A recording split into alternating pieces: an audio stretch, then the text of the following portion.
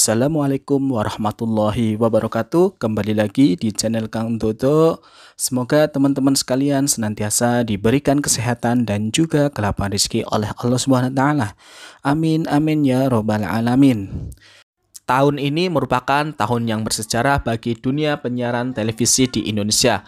Bagaimana tidak, setelah 60 tahun sejak pertama kalinya mengudara, penyiarannya menggunakan siaran analog dan tahun ini dicanangkan akan bermigrasi ke siaran digital. Terakhir atau puncaknya pada tanggal 2 November 2022 mendatang. Segala persiapan telah berjalan untuk menunjang migrasi siaran agar sesuai dengan jadwal yang telah ditetapkan oleh pemerintah. Meskipun di tahap pertama belum sepenuhnya daerah yang terjadwal analog switch off dinonaktifkan siaran analognya. Setidaknya ada 166 daerah yang harusnya terjadwal, namun baru 8 daerah yang bisa terlaksana. Adapun alasannya adalah kesiapan infrastruktur dan juga pembagian set-top box untuk masyarakat yang kurang mampu belum teroptimalkan sesuai dengan target.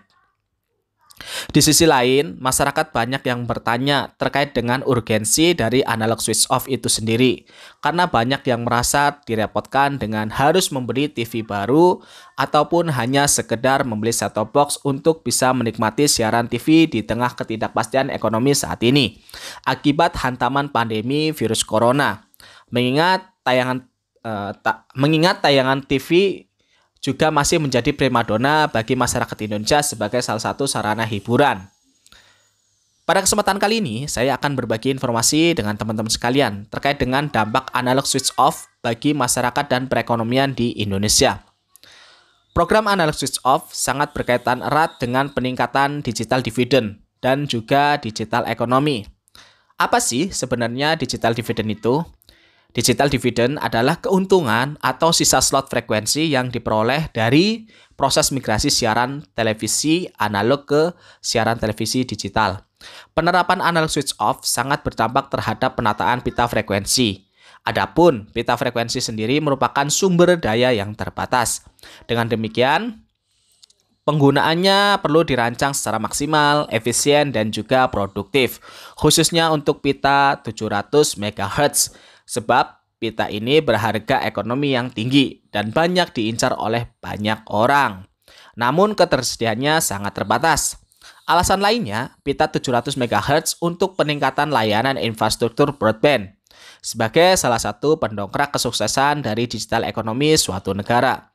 Hingga saat ini, pita 700 MHz kerap digunakan untuk penyiaran televisi dengan teknologi analog. Padahal teknologi penyiaran analog selama ini menggunakan hampir semua ruang di pita frekuensi 700 MHz. Mengingat televisi saat ini bukan merupakan televisi berbayar atau berlangganan maupun streaming melalui internet, melainkan menerima siaran dengan teknologi analog. Rentang frekuensi pun yang digunakan teknologi penyiaran analog antara 478 MHz hingga 806 MHz. Ada sekitar 328 MHz yang dipakai penyiaran analog. Tentunya angka 328 MHz dihasilkan dari 806 dikurangi 478 MHz. Untuk itu saat ini Kemenkominfo tengah menggencarkan proses migrasi siaran dari analog ke digital. Salah satunya melalui program analog switch off ini. Sebab jika teknologi penyiaran bermigrasi ke digital, ruang yang dipakai teknologi penyiaran tidak sebesar 328 MHz, melainkan hanya 178 MHz, teman-teman sekalian. Teknologi digital juga memungkinkan konten yang hendak disiarkan diubah jauh lebih kecil. Analog switch off mendorong migrasi penyiaran analog ke digital. Migrasi teknologi membuat terciptanya ruang baru. Nah, di rentang pita frekuensi 700 MHz ini. Ruang baru di frekuensi itu disebut dengan digital dividend, teman-teman sekalian.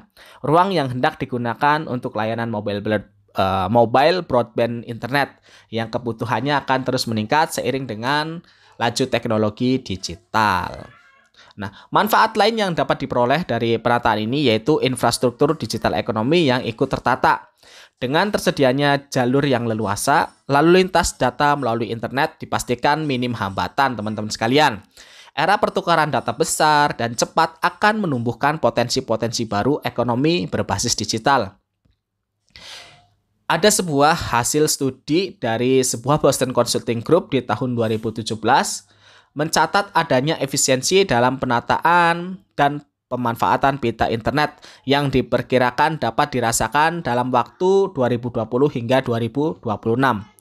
Beberapa di antaranya adanya penambahan 181.000 kegiatan usaha baru, penambahan 232.000 lapangan pekerjaan, dan peningkatan pendapatan negara dalam bentuk pajak dan non-pajak atau bukan pajak antara 77 triliun serta peningkatan kontribusi pada PDB nasional mencapai 443,8 triliun rupiah. Wow, angka yang fantastis ya teman-teman.